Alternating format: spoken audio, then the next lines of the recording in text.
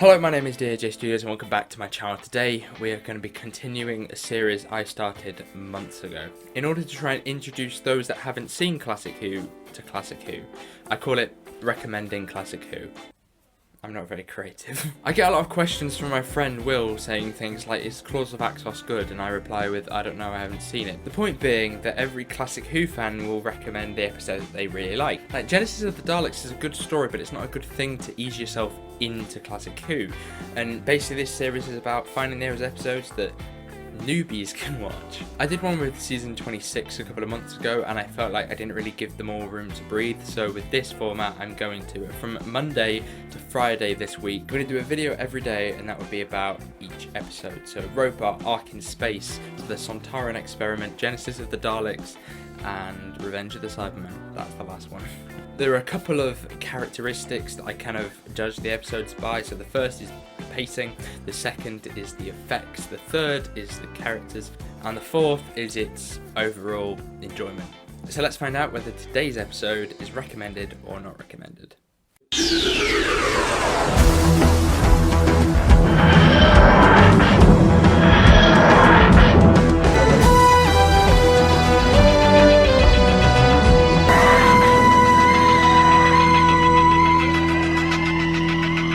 Our first episode is going to be Robot, and that is the Series 12 opener. We have Tom Baker as his first appearance, Harry Sullivan as his, I think it's his second.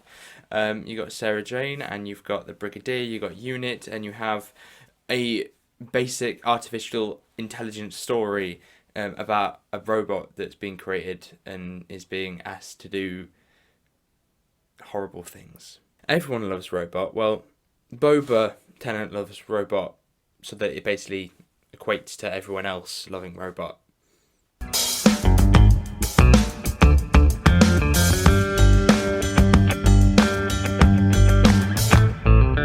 So this is a 4-part story, and I think it kind of gives you everything that you'd want from an episode of Doctor Who. At no point did the serial begin to drag, because each episode has at least something interesting within it.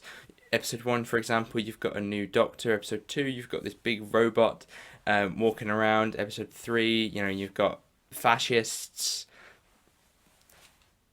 What more do you want? It's a 4-parter, even though the 4th part seems to have this kind of ending at the beginning, but then before then the rest of the story begins. It's very strange, but it's not really much of a criticism because it's still a pretty good story.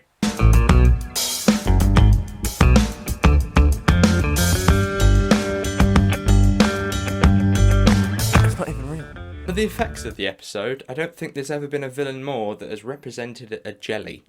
The thing just moves constantly. I would constantly want to watch it and see whether the thing is going to fall this time. I've watched this episode many a times, right? And many a times? Is that even English? I've watched this episode so many times, and each time I still think, oh, he's going to fall. He's going to fall. There are moments during the episode when I'm pretty sure he trips, but he manages to get his balance back. But just watching it move around, it's a feat of design as well, because to be able to have this thing work, even if it looks a bit rough around the edges, it still works. So the robot suit itself is a really cool thing. It's cheap, it's tacky, but it's 1975 and they don't have any money. Oh yes, and of course, the green screen. My favourite shot in the episode is this shot with a pipe.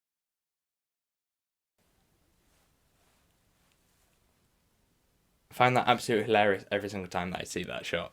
The thing with Classic Who is that you think, oh look, that effect looks terrible, but they had 10 minutes to do it. Things like that, you need to take into account when you watch this kind of stuff. And the fact that it's 50 years old. 50 years old, is it? No, it's 45 years old. I don't have a K1, so this Dalek will have to do.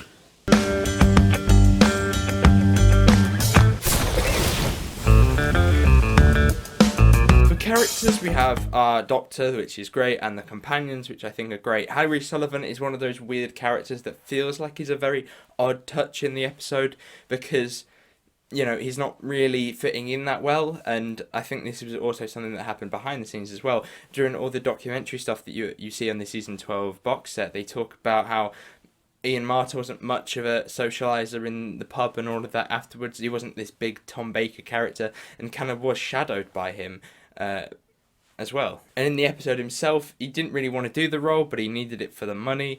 And at the end of the day, he wasn't really needed because they had Tom Baker who could do the running, could do the fighting. He was supposed to be like the Ian, or like the Ben that could do the kind of rough and tumble, but to be honest, I don't really like Ben. Sorry, did I just say rough and tumble? You have a character called Bracewell, which I think has one of the best arcs in the episode, and he's kind of like this mad scientist, which is something that I really enjoy. He's a perfect casting as well. Behind every robot, the villain that they have on Doctor Who, there's always somebody behind it, and I think the people that they have behind it just milk it. They milk it. They just go for it, and I think that it works quite well, because it's a silly story anyway, so they might as well just go full overboard with the thing.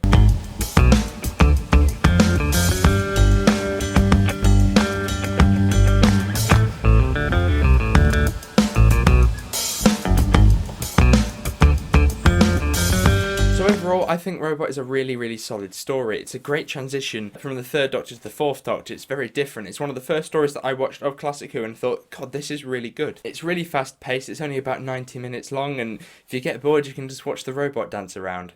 What did you think of Robot? Did you like it, or did you absolutely hate it? Because I like the episode so much, I'm going to put that into the recommended list.